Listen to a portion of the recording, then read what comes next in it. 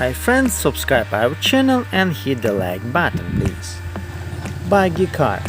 Off-road buggies are a type of specialized vehicle designed for off-road use, typically built on a lightweight frame with a large knobby tires and high ground clearance. These vehicles are often used for recreational purposes such as off-road racing, dune bashing, and rock crawling. Off-road buggies come in many shapes and sizes, but they all share some common features.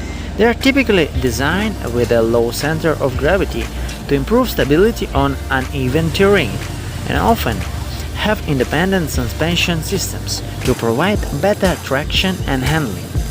Many off-road buggies are powered by high-performance engines, such as a turbocharged 4-cylinder or a V8 engine, which provides plenty of power for climbing steep hills and navigating difficult terrain. Some models are also equipped with specialized transmissions and differentials to provide maximum traction and control. Off-road buggies are often equipped with roll cages or other safety features to protect occupants in the event of a crash or rollover.